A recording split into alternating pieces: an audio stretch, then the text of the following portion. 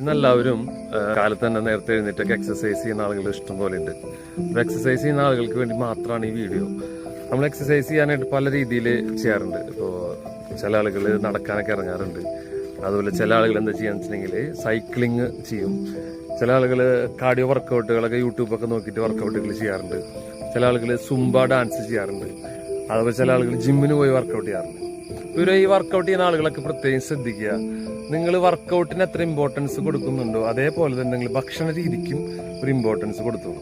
കാരണം എന്ന് വെച്ചിട്ടുണ്ടെങ്കിൽ ഇന്ന് 70% അസുഖങ്ങൾ വരാനുള്ള മെയിൻ കാരണങ്ങൾ എന്ന് പറയുന്നത് ഭക്ഷണ രീതിയാണ്.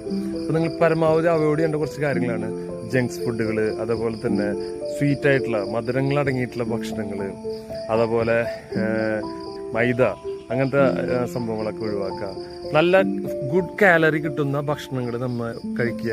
അതേപോലെ നല്ല പ്രോട്ടീൻ റിച്ചുള്ള ഫുഡുകൾ കഴിക്കുക. അതുപോലെ ഫൈബറുള്ള ഫുഡുകൾ